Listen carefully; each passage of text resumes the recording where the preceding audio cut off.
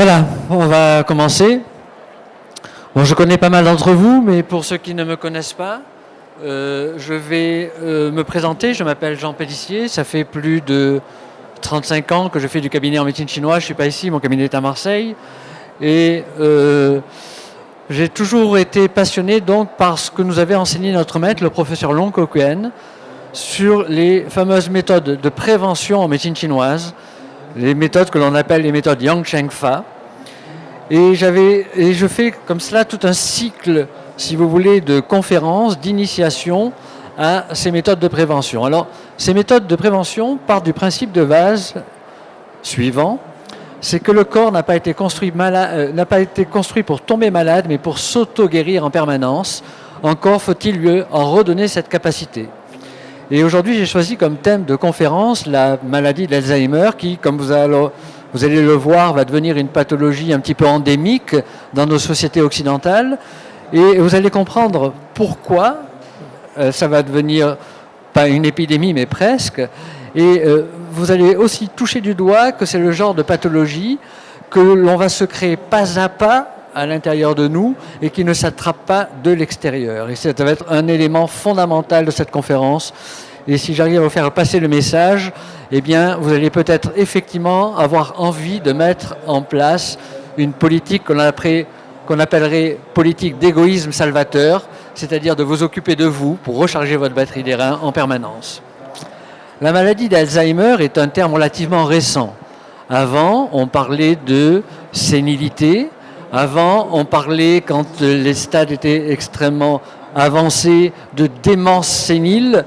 Et démence, c'est un terme bien significatif dans le sens où dé, c'est un terme privatif, perte de mens c'est l'esprit, perte de l'esprit. Et vous allez voir que c'est une des grandes définitions de la maladie d'Alzheimer en médecine chinoise, la perte de l'esprit. Et si vous voulez, à l'heure actuelle, les recherches qui sont faites vont dans deux directions.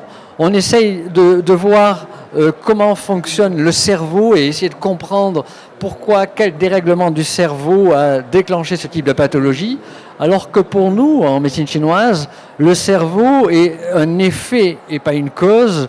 S'il y a un entartrage du cerveau ou certains blocages ou stagnations au niveau du cerveau qui se sont produites, c'est qu'en réalité, en amont, nous avions eu une hygiène de vie, qu'elle soit une hygiène de vie mentale, émotionnelle, physique ou diététique, qui a fait que progressivement, le cerveau a vieilli précocement.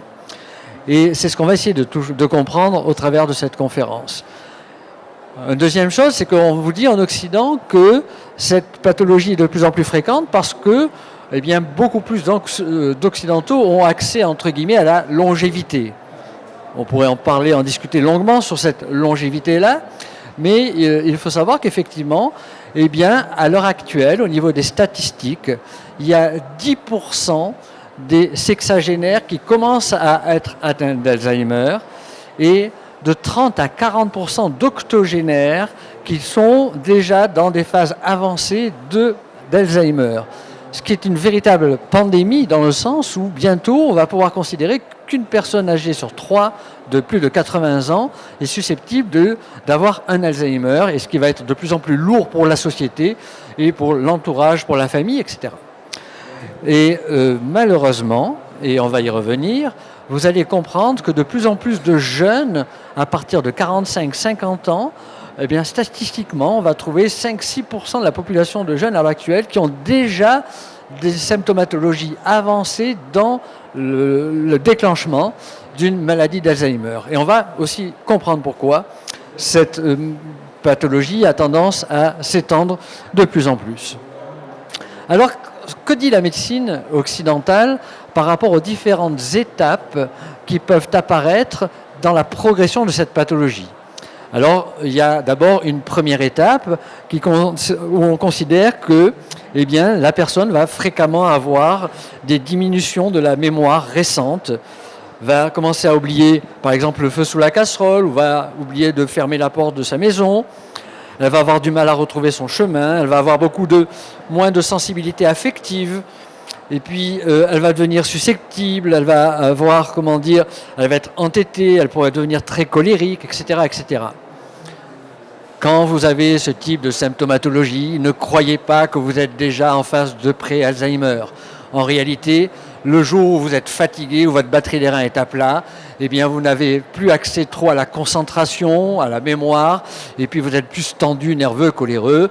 Alors ne commencez pas à focaliser là-dessus et à générer des fausses peurs, parce que vous verrez que la peur, en réalité, est l'essence même du fonctionnement de l'organisme, et plus vous avez peur, plus vous mettez à bas vos défenses et vos facultés d'adaptation, et donc plus vous êtes susceptible d'augmenter cette symptomatologie. Donc c'est juste des signaux d'alarme et vous vous dites, bon, ben, maintenant je vais recharger ma batterie des reins et puis comme ça, basta, je vais pouvoir ne surtout pas déclencher ce type de pathologie dégénérative interne. Après, il y a une deuxième étape. Alors si vous voulez, dans cette deuxième étape, c'est une augmentation de tous ces symptômes qui commencent à devenir quand même un petit peu embêtants.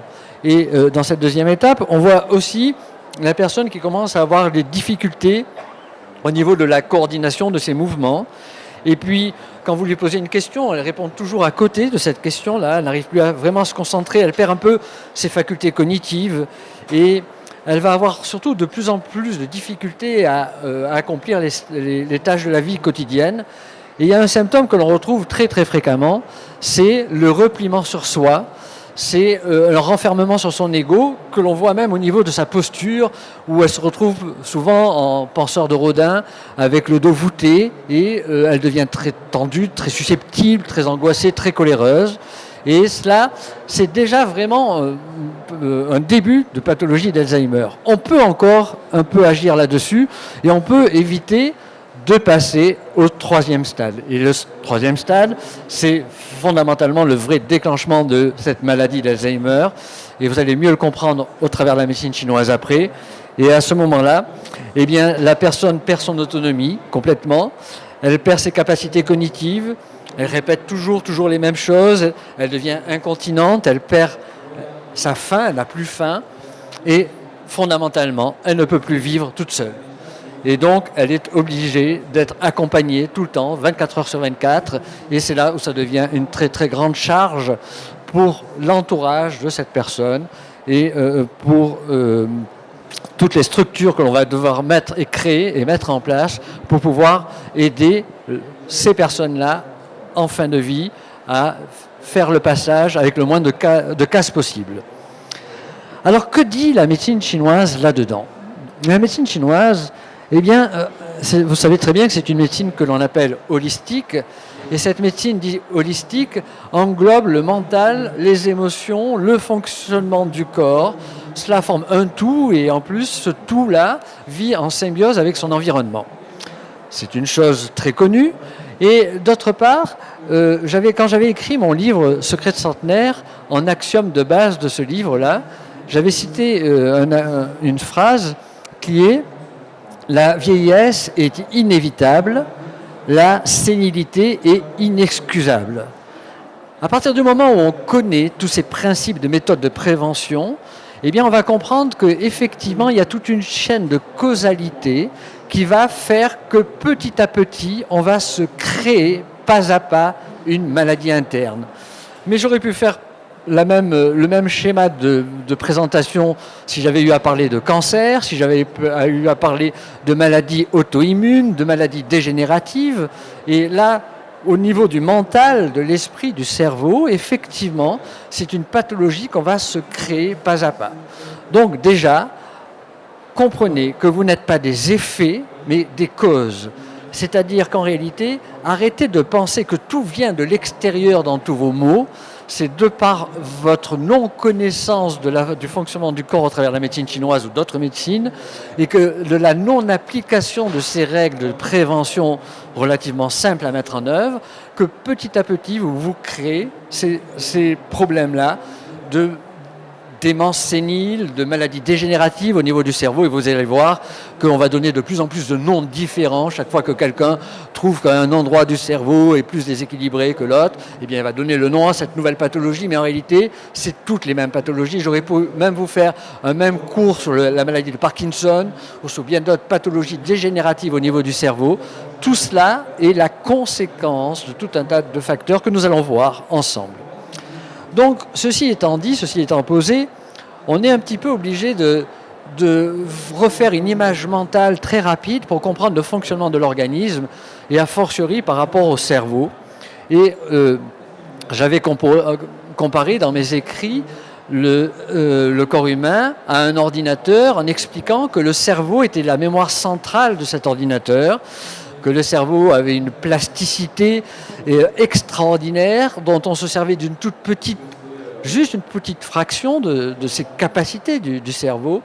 Et pour accéder à ces données ou pour alimenter le cerveau en ces données, on a des logiciels informatiques que j'ai appelés les logiciels organes. Et comme cela, on a 5 logiciels informatiques que sont les poumons, le cœur, le foie, vésicule biliaire, la rate pancréas, les reins. Et si vous voulez, l'avantage d'avoir cette vision-là, c'est qu'aucun symptôme, quel qu'il soit, que ce soit des symptômes physiques, mentaux ou émotionnels, n'est dans la nature. Il est obligatoirement relié au dysfonctionnement d'un ou plusieurs de ces logiciels. Et le moindre petit mal de tête, le moindre petit bobo à un endroit, le moindre petit état où on se sent mal au niveau mental, émotionnel, tout cela, on peut le réunir à un déséquilibre d'un ou plusieurs de ces logiciels. Ceci étant dit, eh bien, si on a, puisqu'on va parler de maladie mentale et émotionnelle, quand on va parler de la maladie d'Alzheimer, eh bien, on a comme cela 5 familles d'émotions qui sont à mettre en relation avec ces 5 logiciels organes. Et ces 5 familles d'émotions, eh bien, c'est d'une part la colère, intériorisée ou extériorisée, qui sont à mettre en relation avec le foie. Et vous allez voir qu'une des émotions les plus dangereuses pour le corps, quant à l'apparition de ces maladies mentales et émotionnelles, c'est la colère intériorisée qui perdure trop longtemps. Nous avons la peur, le stress, l'angoisse qui sont à mettre en relation avec l'énergie des reins. Là aussi, on touche à l'origine même du fonctionnement de l'organisme et donc aux défenses immunitaires, à l'immense capacité d'adaptation et d'auto-guérison de l'organisme qui est mis à mal par ces peurs et ces angoisses successives. On a la tristesse qui est à mettre en relation avec le poumon. Et là aussi, vous comprendrez plus tard que la tristesse est une émotion très très dangereuse quand elle perdure trop longtemps parce qu'elle va générer une stagnation au niveau du poumon. Et vous comprendrez pourquoi ensuite c'est tellement important d'avoir cette vision-là.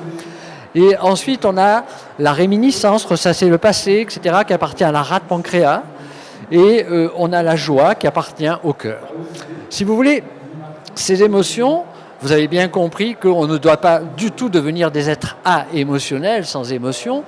Ces émotions sont le ferment, ce qui permet de faire fonctionner notre corps, mais il ne faut pas qu'une émotion soit dominante ou trop violente d'un seul coup. Et à côté de ces 5 familles d'émotions, et c'est là où je veux en venir petit à petit, et que je n'ai pas encore abordé dans les différentes conférences que j'avais faites précédemment, nous avons des entités, des parties du déroulement de la pensée qui sont à mettre en relation avec l'énergie des 5 logiciels organes. Et là, je suis obligé de faire rentrer une notion qui, au départ, peut surprendre, qui est malheureusement dans les sociétés matérialistes et même en Chine à l'heure actuelle totalement occultée ou de plus en plus occultée. C'est cette notion d'âme qui serait présente avant la création du corps physique, avant la création de la dualité, et qui, pourquoi pas, perdurerait après la vie.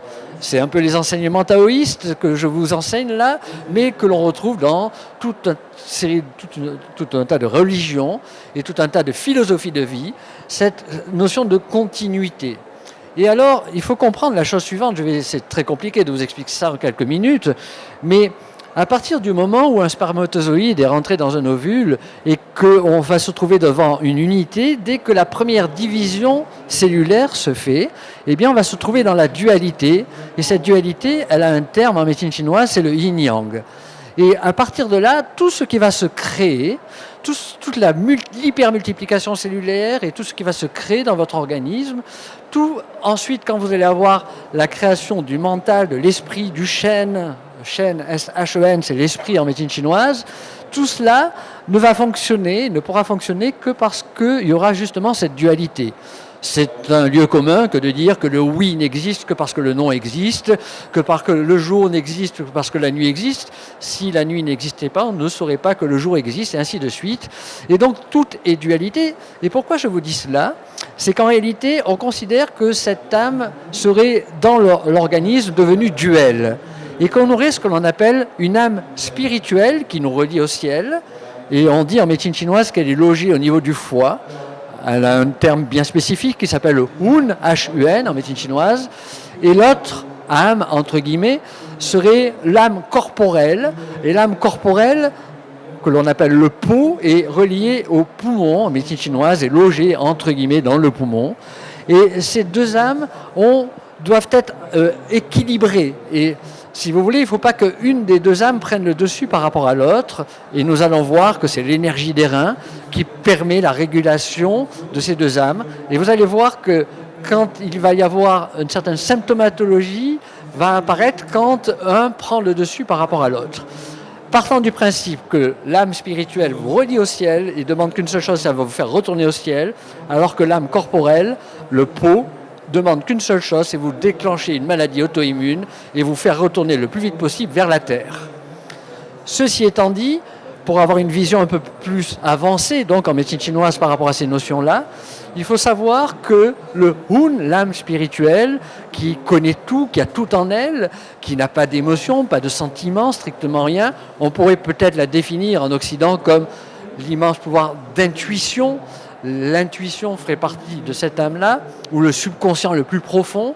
Eh bien, cette âme, au moment de la multiplication cellulaire et de la croissance, va créer ce que l'on appelle le chêne, l'esprit, qui est logé dans le cœur. Et le chêne, l'esprit, c'est toutes nos émotions, c'est toutes nos facultés cognitives, c'est tout l'élaboration de nos plans, de passage à l'acte, etc. Tout ça est à mettre en relation avec le chêne, l'esprit. Et malheureusement, dans nos sociétés occidentales, on n'est que pensée et émotion, et on a occulté cette capacité que l'on pourrait avoir d'écouter notre âme, être à l'écoute de notre âme, parce que c'est elle qui nous donne les trajets de vie et les bonnes perches à prendre tout au long de notre vie. Raccourci de raccourci, évidemment. Mais alors, là-dedans, que vient faire la maladie d'Alzheimer? Comment on peut concevoir ce problème-là au travers de ces notions d'âme spirituelle, corporelle, de chaîne d'esprit, à mettre en relation globalement avec l'énergie des reins qui gouverne tout cela? Eh bien, pour cela, on va revenir à une phrase que beaucoup d'entre vous connaissent et que j'aime à répéter, parce que cette simple phrase me suffirait à faire des jours et des jours sans m'arrêter de conférences en développant cette simple phrase qui est « L'eau des reins nourrit le bois du foie et calme le feu du cœur ». Alors vous savez, l'enseignement de la médecine chinoise est comme ça très concentré. Dans le Neijing, on trouve des petites phrases comme ça qui nous font comprendre l'apparition de quasi toutes les pathologies internes. Alors, on va diviser cette phrase en deux parties. L'eau des reins nourrit le bois du foie. On vit en symbiose avec notre environnement. On a mis l'élément eau en relation avec l'énergie des reins en médecine chinoise et l'élément bois en relation avec le foie. Dans la nature, le bois vient prendre ses racines dans l'eau et quand il n'y a pas assez d'eau, le bois devient sec et s'enflamme facilement. Dans notre organisme, si l'énergie des reins est faible, est mise à bas, si on n'a pas rechargé notre batterie en permanence tout au long de la journée, eh bien l'eau des reins diminue, n'arrive plus à nourrir le bois du foie, le foie devient tendu, en hyperactivité, en hyper-yang, ou ça monte de trop vers le haut et c'est de l'hypertension artérielle, ou alors le foie est en surpression. Et donc, s'il est en surpression, ça va générer les ballonnements au niveau du ventre, l'insomnie de 3 heures du matin, les douleurs cervicales, etc., etc. Toute une série de pathologies liées à ces colères intériorisées, à ces surpressions au niveau du foie, et ainsi de suite. Mais si on fait rentrer là-dedans cette notion de Hun, d'âme spirituelle qui est logée dans le foie, alors là, on peut avoir deux cas de figure.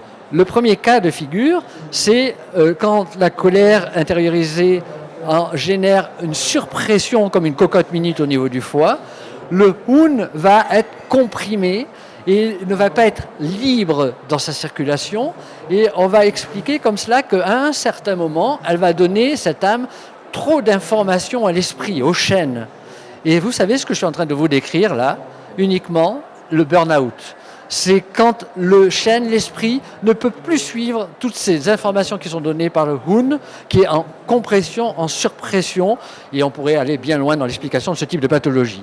Mais d'un autre côté, si c'est le yang du foie qui monte vers le haut, on va pouvoir avoir ce que l'on appelle progressivement un échappement de l'âme spirituelle qui a tendance à se détacher du corps.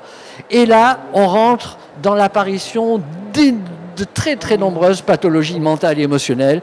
Évidemment, ça serait beaucoup trop long à vous expliquer ici, mais déjà, ayez cette vision-là. L'autre vision que je voudrais vraiment développer ici, parce que c'est la plus fréquente en Occident, c'est l'eau des reins calme le feu du cœur. Cela veut dire quoi? Le cœur, si vous voulez, ne voyez pas que le cœur organe. Voyez le cœur en tant qu'énergie du cœur qui englobe tous les vaisseaux sanguins, qui englobe le sang, etc. et qui a en lui le chêne, le mental, l'esprit. La personne a bon cœur, le rayon sort du cœur, etc., etc. Et donc, ce chêne, cet esprit, ce cœur, doit être en permanence nourri et cantonné, calmé par l'énergie des reins. Le cœur, c'est l'élément empereur en médecine chinoise, c'est le yang dans le yang, la saison qui lui correspond c'est l'été, la couleur qui lui correspond c'est la couleur rouge, et le yang a tendance dans le corps, comme dans la nature, à s'échapper en permanence. Et qu'est-ce qui retient cet échappement du yang? Eh bien, c'est l'énergie des reins, qui est le yin dans le yin, et quand le yin est très puissant, quand la batterie des reins est complètement rechargée, elle retient ce feu du cœur et empêche cet échappement du yang. Alors je vais vous donner quelques symptômes classiques. Vous êtes crevé, fatigué, votre batterie des reins est à plat, eh bien votre cœur n'est plus contrôlé. Le premier symptôme, c'est l'insomnie. L'insomnie, c'est un symptôme directement relié à ce feu du cœur. Ça peut générer, quand ça dure trop longtemps et que c'est répétitif, ça peut vous donner des palpitations, ça peut donner des fibrillations cardiaques au niveau physique, carrément. Mais au niveau mental et émotionnel, ça donne quoi? Ça donne une hyperactivité de l'esprit et du mental. On pense en permanence. Or, les pensées mettent en surchauffe la mémoire centrale de l'ordinateur et finissent par, à un moment, vous déclencher une pathologie, burn-out y comprise, qui est de fatigue mentale par excès de pensée. Et si on en revient à notre maladie d'Alzheimer, si vous voulez, au départ, quand l'énergie des reins est tout le temps affaiblie, où on est toujours soumis au stress, à la peur, à l'angoisse, etc., eh bien, très souvent, donc, l'esprit contenu dans le cœur a tendance un peu à se détacher. On peut avoir des émotions en dents de scie, on pense donc en permanence, etc. Et à un moment, et c'est là où je veux en venir, à un moment, quand l'énergie des reins a trop longtemps resté à plat ou qu'on a eu de très très gros chocs émotionnels qui l'ont mis à bas d'un seul coup, il va y avoir ce que l'on appelle, nous, en médecine chinoise, une rupture définitive d'un axe, l'axe qu'on appelle la spiritualité, l'axe Shaoyin, une rupture définitive de cet axe. Ça veut dire qu'à un moment, définitivement, l'énergie des reins n'arrivera plus à calmer le feu du cœur. Et nous avons là l'exacte définition une des grandes définitions de la maladie d'Alzheimer, c'est le chêne, l'esprit qui s'est détaché du corps parce qu'il n'est plus retenu par l'énergie du cœur. Les Chinois appellent ça une demi-mort. Ça veut bien dire ce que cela veut dire.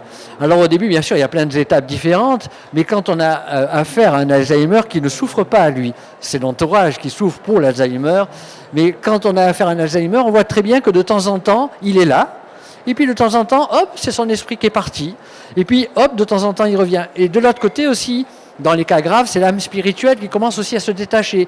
Elle est flottante, c'est-à-dire qu'à ce moment-là, on dit que l'esprit n'a plus de maître, a perdu son maître. Et on peut décrire comme ça toute la symptomatologie d'Alzheimer par cet aller-retour de cet esprit qui a commencé à se détacher du corps et de cette âme qui est, si l'âme était complètement détachée et l'esprit complètement détaché, ça serait le coma. Mais là, on n'est quand même pas dans cette phase de coma. On a encore les fonctions végétatives qui se font.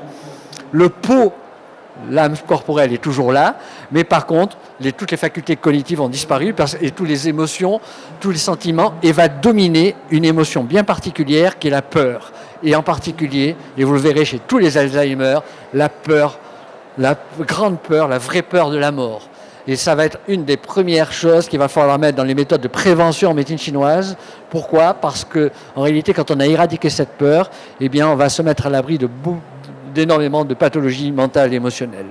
Alors voilà, si vous voulez, en gros, et excusez-moi, mais de façon très résumée, eh bien, ce tableau qui nous fait comprendre comment, en lien de causalité, progressivement peut se déclencher ce type de pathologie. Et quand on connaît ces liens de causalité, eh bien, nous allons mettre en place des méthodes de prévention en amont pour que définitivement on se dise, eh bien ça va, je suis certain de ne pas déclencher, quand j'aurai 90 ans, 95 ans, 100 ans, une pathologie d'Alzheimer. Et là, c'est une notion très importante que je vous donne parce qu'en réalité, dans nos sociétés occidentales, on pense et on vous fait croire de plus en plus que la mort, c'est une maladie. Et on doit mourir malade, ce qui est totalement faux. La mort est une extinction d'une certaine quantité d'énergie que l'on a eue à la naissance, que j'ai appelée dans mes livres une lampe à huile. Et quand cette huile se dilue petit à petit, en médecine chinoise on appelle ça le yuanqi, quand ça se dilue, quand ça s'éteint, eh bien on s'éteint. C'est une flamme qui s'éteint. Et le passage doit se faire quasiment en pleine conscience, et évidemment non lisé, etc. Et ce passage doit se faire normalement sans pathologie. Et donc, ça, déjà, il faudrait comprendre cette notion-là pour ne pas avoir peur de maladie égale mort, ou de mort égale maladie. Alors, quelles sont les méthodes de prévention ? Il faudrait que je vous parle des jours et des jours par rapport à ces méthodes de Yang Sheng, mais je voudrais juste les focaliser sur l'organe fondamental en médecine chinoise que vous commencez donc à bien comprendre, c'est l'énergie des reins. Vous savez que l'énergie des reins contient en elle une batterie. Cette batterie-là, c'est l'immense capacité d'auto-guérison de l'organisme et l'immense faculté d'adaptation de l'organisme. Notre maître on a eu la chance d'être enseigné par lui, par ce professeur Léon Coquen, parce qu'il nous a enseigné ces méthodes-là. Il considérait que nous, en tant que praticiens, nous n'avions pas le droit de tomber malade pour être crédibles vis-à-vis de nos patients. Eh bien, je ne sais pas, moi, j'ai 62 ans, eh bien, ça va faire 30 ans, je ne sais même pas ce qu'est un mal de tête, par exemple, parce qu'on sait exactement ce qu'il faut mettre en œuvre du matin jusqu'au soir pour recharger cette batterie. Alors, si on se focalise sur l'énergie des reins, eh bien, on pourrait se dire, dans ces méthodes de prévention, qu'est-ce qu'on pourrait se dire ? D'abord, la première chose sur laquelle on devrait focaliser, c'est sur le sommeil. On dort 33 ans dans 100 ans de vie. Et le sommeil, c'est le moyen le plus naturel pour recharger notre batterie des reins. Sauf qu'on a oublié la chose suivante, c'est que la vraie recharge par le sommeil de la batterie des reins se fait entre 10h, 10h30 du soir et 3-4 heures du matin. C'est-à-dire dans le yin avec minuit comme axe du milieu de ce yin. Eh bien, si en permanence, vous couchez à minuit et demi, que effectivement vous appliquez l'autre règle du sommeil qui est de jamais dormir plus que 8 heures en permanence et moins que 6 heures en permanence, donc le créneau de 6-8 heures de sommeil, mais si vous le décalez ce créneau et que vous vous couchez tous les jours à minuit et demi, 1 heure et que vous vous réveillez à 7 heures du matin, vous avez perdu déjà 2 heures à 2 heures et demie de recharge de votre batterie des reins.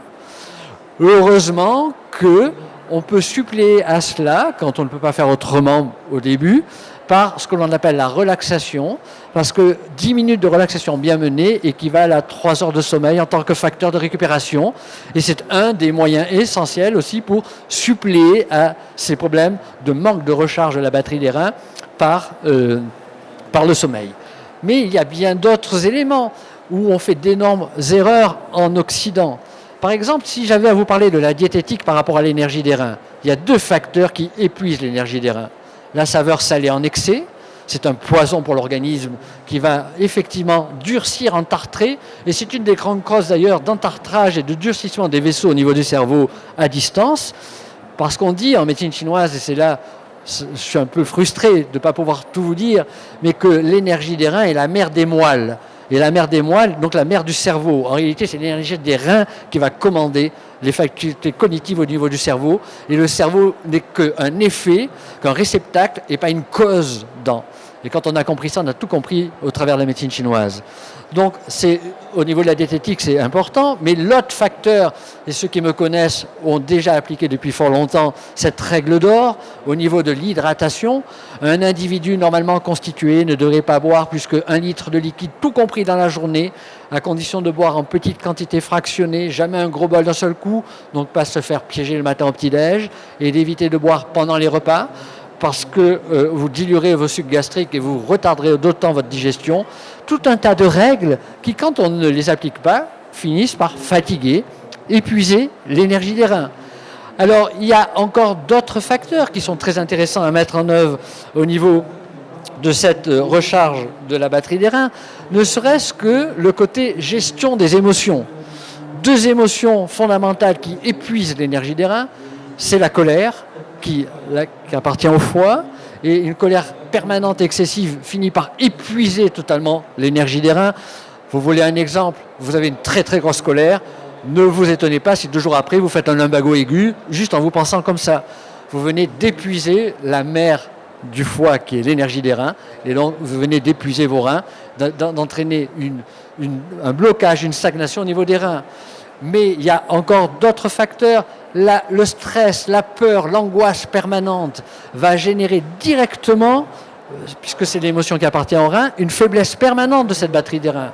Et c'est pour ça que je vous disais tout à l'heure, si vous avez peur, d'abord si vous croyez qu'Alzheimer est héréditaire, et parce que vos parents, grands-parents ont eu Alzheimer, vous allez attraper un Alzheimer. L'Alzheimer n'est pas, les maladies mentales et émotionnelles ne sont pas héréditaires. Ce sont les mêmes effets qui produisent les mêmes causes, et si en réalité vous avez exactement le même mode de vie et le même profil émotionnel et les mêmes déséquilibres que vos parents, ben vous créerez les mêmes pathologies, d'autant plus que votre mental et votre esprit va les focaliser par votre peur et vos angoisses, ces pathologies, et c'est vous-même qui vous les créez à l'intérieur de vous. Déjà, c'est très positif de dire ça parce que vous pouvez mettre en œuvre l'opposé, c'est-à-dire la non-peur fera que vous vous mettrez totalement à l'abri de ce type de pathologie. Par contre, la première peur qui est la plus embêtante et qui est très souvent sournoise et cachée, c'est la peur de la mort. Et là aussi, il faut faire un grand travail sur soi, comprendre ce qu'est la mort par rapport à la vie. Et donc, à partir de là, on pourrait même dire en médecine chinoise que 80% des pathologies internes, cancer y compris, ont comme fondamentaux cette peur et cette angoisse de la peur de la mort. On irait beaucoup trop loin, mais méditez là-dessus et vous verrez qu'on pourrait vraiment comprendre beaucoup de choses dans l'apparition de ces pathologies internes. Ensuite, et un autre pan, on pourrait parler de la sexualité. La sexualité en Occident, à l'heure actuelle, est catastrophique par rapport à tout ce que l'on peut entendre et voir. Et quand vous savez que, à cause d'Internet, entre guillemets, vous avez un maximum de personnes qui vont dans des sites pornographiques de façon gratuite et qui vont générer une émission de sperme permanent au quotidien, presque quasiment au quotidien, etc., ils vont épuiser totalement le yin de leurs reins. Et c'est une des grandes causes, et je ne peux pas m'étendre là-dessus, mais il faudrait que je fasse des cours entiers là-dessus, une des grandes causes d'apparition de plus en plus précoce de la maladie d'Alzheimer. La reconstitution d'une semence demande énormément d'énergie au corps, et quand c'est répétitif, ça va épuiser le yin des reins, qui va générer un excès de yang au niveau du foie, et qui va générer une perte progressive de la capacité de l'énergie des reins à nourrir la moelle du cerveau. Et on pourrait aller donc là-dedans. Je vous invite véritablement à vous pencher sur ce type de méthode de prévention en médecine chinoise, Yang Sheng. Dans un des coffrets que j'avais fait sur les méthodes Yang Sheng Fa, j'avais fait un coffret, un CD complet sur la sexualité que tout adolescent devrait écouter. Et là, c'est totalement édifiant et vous allez comprendre pourquoi on va droit dans le mur par rapport à ce qui nous est exposé en Occident au travers de la sexualité. Donc voilà. Je pourrais vous parler encore beaucoup plus longtemps par rapport à ces méthodes de prévention, mais voilà des pistes qui mettent à mal directement cette énergie des reins. Alors, admettons maintenant que vous soyez arrivé au 3e, 4e âge, 5e âge, pourquoi pas, et que vous vouliez cultiver cet âge-là, et que vous vouliez mettre des méthodes de prévention qui vous mettent de plus en plus à l'abri de ce type d'apparition de maladies mentales et émotionnelles. D'abord, notre maître nous disait la chose suivante. Il nous donnait une définition de la maladie d'Alzheimer. C'est une dépression très puissante cachée. Tous les Alzheimer sont en état de pré-dépression, de dépression. En gros, ils veulent en finir avec la vie de façon inconsciente et c'est le pot, l'âme corporelle qui les tire vers la terre. Et comme ils ont peur de la mort, eh bien, il n'y a pas encore la mort. Ils sont là entre deux eaux et ça peut durer, cette vie plus ou moins végétative, pendant des années. Et c'est d'ailleurs, ça va de pair avec la puissance de leur peur de la mort qui font que, eh bien, ils retardent au maximum ce passage.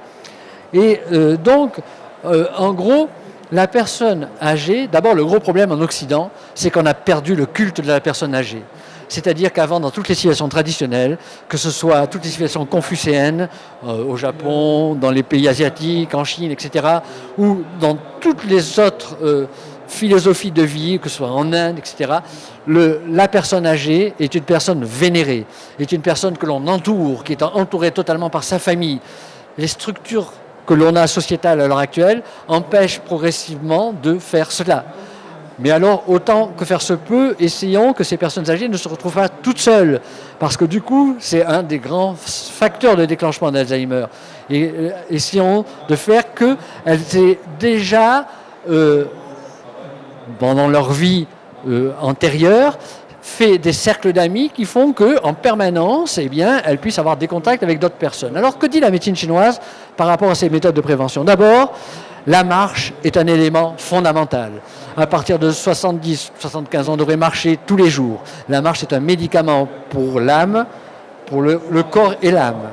Ensuite, il faut que, surtout à un certain âge, continuer à apprendre par cœur. Il est fondamental pour nous en médecine chinoise d'apprendre des poèmes, de composer ou d'apprendre des poèmes et de les réciter.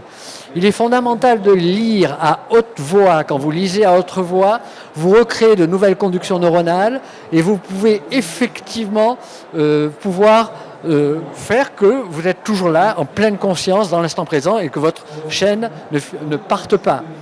Ensuite, il est fondamental d'avoir une vie associative, c'est-à-dire, et cela est très très bien fait à l'heure actuelle, effectivement, dans toutes ces maisons qui reçoivent les personnes du troisième âge, où on les fait rire ensemble, où on leur fait monter des pièces de théâtre, etc., etc. Tout un tas de facteurs qui évitent l'isolement progressif. C'est des lieux communs, mais encore faut-il le dire et encore faut-il le faire. Donc, sachant que les activités collectives permettent effectivement de contenir le chêne, de maintenir le chêne, l'esprit. Alors, avant de faire une conclusion très très très importante par rapport à cela, je voudrais juste vous dire plusieurs choses. Il y a des gens qui me suivent depuis longtemps. Vous avez compris que j'arrêtais, je pèse mes mots, j'arrêtais mes consultations parce que je consulte depuis 33 ans maintenant et que je passe à autre chose. Vous avez vu que j'allais créer avec mes propres deniers, sans l'apport d'aucun don, ni de strictement rien du tout, une structure à Ouagadougou, au Burkina Faso, un dispensaire qui va être un peu spécifique, moitié médecine chinoise et moitié médecine locale. C'est ce que je vais mettre en place dans les prochaines années. Je ne vais pas vivre tout le temps là-bas, je vais faire des passages de 15 jours, 3 ou 4 fois dans l'année pour pouvoir mettre en place ces structures-là. Je vais continuer à faire ces conférences, je vais continuer à faire les enseignements sur mon site. Je vais écrire un nouveau bouquin, justement, qui va être sûrement pris par Albin Michel, sur la prévention d'Alzheimer. Je vais donc continuer à œuvrer, donc je ne pars pas et je continue, parce que les gens ont souvent mal compris le mail que je leur ai envoyé il n'y a pas très longtemps. D'autre part, ceux qui ne me connaissent pas, si vous deviez ne posséder qu'une seule chose, ça serait ce coffret-là, qu'on appelle le coffret Yangsheng, que vous trouvez donc sur mon stand. Et ce coffret contient 11 CD. Et ces 11 CD, c'est l'éventail de tout ce que vous devez pratiquer dans la journée et l'éventail de choses qui devraient devenir compétences inconscientes. Vous avez un cours complet de respiration guidée, paroles et musique. Vous avez un cours complet de relaxation guidée. Ensuite, vous avez toute une série d'enseignements qu'il faut écouter 9 fois d'affilée pour bien s'en imprégner, pour justement recréer de nouvelles conductions neuronales. Tout un cours sur la gestion du stress en médecine chinoise. 3 CD fondamentaux de psychothérapie en médecine chinoise qui vont faire comprendre l'impact des émotions sur le fonctionnement de chaque organe. Vous allez apprendre là-dedans à avoir tout un cours sur la diététique, les 9 règles de base communes à toutes les diététiques traditionnelles qui vont vous permettre d'être le chef d'orchestre de vos propres aliments occidentaux. Vous allez avoir tout un cours sur la philosophie de la boisson, un cours fondamental sur la sexualité que tout adolescent déjà devrait écouter. Et j'ai mis dans ce coffret une relaxation qui s'appelle la relaxation profonde de Thich Nhat Hanh, qui est une ouverture, une initiation à la méditation, partant du principe que la méditation, en gros, va retenir votre chêne, votre esprit et éviter que celui-ci parte et s'échappe de votre corps. Ensuite, un méditant ne pourra jamais avoir Alzheimer. En gros, c'est un raccourci de raccourci que je vous fais là. Et le 11e CD vous permet d'avoir tous les CD en MP3 pour pouvoir les écouter sur iPhone, iPod ou ordinateur, et vous permet de tirer les 3 polycopes de psychothérapie. Et en dehors de ce coffret, donc ce coffret vous l'avez qu'à 50 €, ce qui vous revient à 4,50 € chaque CD. Et en dehors de ce coffret, et je vous fais cadeau, je crois, avec 2 conférences complètes en DVD, en film. Bon, ça c'est sur mon stand. Et à côté de cela, ceux qui sont plus visuels ou qui ont déjà ce coffret, j'ai sorti 2 coffrets. C'est 2 stages complets que j'avais fait sur la diététique, que je ne fais plus maintenant, et que j'avais fait sur la gestion du stress et des émotions, et que je ne fais plus maintenant, parce que je fais des stages de digitopuncture. Et ces stages-là, eh bien, vous avez 11 heures de film vidéo. Vous assistez, ça a été filmé comme cela, et vous assistez comme ça à 11 heures de stage sur la diététique et 11 heures de stage sur toutes les pratiques quotidiennes que vous devriez mettre en œuvre. Entre parenthèses, donc, cette conférence est filmée, et elle va être mise dans un mois et demi sur YouTube, ce qui fait que vous allez pouvoir la réécouter pour bien vous en imprégner, parce que c'est des éléments quand même fondamentaux. Alors, maintenant, que dire en conclusion par rapport à cela? Alors vous savez, j'ai écrit un livre, le dernier livre que j'avais écrit s'appelle « Le grand jeu de la vie ». Et ce livre-là, en gros, je l'avais écrit pour expliquer le sens de la vie à mes enfants. Et surtout aux adolescents. Mais ce livre pourrait être aussi bien lu par un philosophe que par un adolescent, donc. Et au travers de ce livre, eh bien, je l'avais maturé comme ça pendant une vingtaine d'années, et je l'ai écrit en une nuit de dépression. On a le droit d'être dépressif. La dépression est un médicament que met votre corps momentanément pour combler ou pour réguler d'autres émotions excessives. Mais ça ne doit pas durer plus que 1, 2, 3, 4 jours. La dépression devient très dangereuse quand ça perdure trop longtemps, parce que ça génère que des stagnations à l'intérieur du corps. Et donc je l'ai écrit comme ça en une nuit, et j'avais comme ça créé une image mentale où il y avait une première falaise avant la naissance, une deuxième falaise, c'est après la vie, et entre les 2 falaises, j'avais tendu un câble, et ce câble, eh bien, correspond à la définition de ce qu'est la santé en médecine chinoise. C'est que c'est un équilibre précaire entre 2 forces opposées yin-yang, et dès qu'on est en déséquilibre au quotidien dans notre câble de vie, il y a des symptômes, signaux d'alarme qui sont émis, et c'est à nous, grâce à notre connaissance, de reconnaître ces signaux d'alarme, et quand on remet ces méthodes en pratique de prévention, ces signaux disparaissent d'eux-mêmes. Et donc c'est en gros un peu la définition de la santé en médecine chinoise. Et puisqu'on est sur un câble, on est des funambules, et comme on est des funambules, on a la possibilité d'avoir un balancier. Et le balancier, c'est toutes les méthodes que je vous enseigne au décours de toutes ces conférences. Plus vous mettez de choses en œuvre quant à la pratique des Qigong ou des exercices internes, externes, de la marche, de la diététique, de la gestion des émotions, de la sexualité, etc., plus vous avez ancré en vous ces méthodes de prévention et que vous les pratiquez au quotidien, plus votre balancier est grand et plus vous tenez en équilibre sur votre câble de vie, et plus de chances vous avez d'arriver tranquillement à votre rythme en 100 ans, 110 ans, 120 ans sur la falaise d'en face, le rythme qui vous a été donné au départ. Et donc vous arrivez sur cette falaise et vous vous éteignez, entre guillemets, en pleine santé. Par contre, si on ne prend pas garde à ces signaux d'alarme ou qu'on les camoufle par des médicaments, dès que vous avez un mal de tête, vous prenez un cachet d'aspirine, des trucs comme ça, eh bien, ces signaux d'alarme vont ne plus être émis par le corps, et à ce moment-là, des pathologies internes vont se créer. Et toutes les pathologies, quelle que soit la pathologie que vous puissiez émettre, rhumatisme, diabète, hypertension, dépression, maladie mentale émotionnelle, Alzheimer, Parkinson, toutes ces maladies, quand on les étudie de près, eh bien, c'est des maladies auto-immunes, c'est des maladies où le corps en fait trop, entre guillemets, pour s'auto-guérir. Et si je vous dis cela, c'est pour vous expliquer la chose suivante. C'est que la frontière entre l'auto-guérison et l'autodestruction dans notre organisme est très fragile. Et c'est pour cela qu'effectivement, il faut au quotidien, et c'est bien au quotidien, en permanence, recharger notre batterie des reins. Et à ce moment-là, quand notre batterie des reins est rechargée par toutes ces méthodes de prévention, eh bien, vous ne pouvez pas tomber malade, dans le sens où c'est votre corps qui s'autorégule et s'auto-guérit en permanence. Et du coup, vous n'aurez plus peur de tout ce qui est autour de vous. Parce qu'en réalité, votre corps, une fois que la batterie est rechargée à bloc, est largement capable de s'adapter à son environnement, et même dans des environnements extrêmes. Mais par contre, si votre batterie est déchargée, alors oui, du coup, tout ce qui est autour de vous va pénétrer à l'intérieur de vous et augmenter et déclencher tout un tas de pathologies. C'est cette vision que je voudrais que vous ayez, parce que si vous avez cette vision-là, non seulement vous vous mettrez à l'abri de tout un tas de maladies internes, mais évidemment et sûrement à l'abri de pathologies d'Alzheimer qui, comme vous le verrez par mes connaissances, va être vraiment donc une pandémie dans les décennies qui vont venir avec différents types de cancers. Merci pour votre écoute. On peut se retrouver sur le stand D38 et l'année prochaine, je ferai un autre cycle de conférences qui sera un peu plus soft, où on ne parlera pas d'âme, ou pourquoi pas oui, sur l'essence du Qigong pour vous donner envie de pratiquer certains exercices. Merci pour votre écoute et à très bientôt. Au revoir.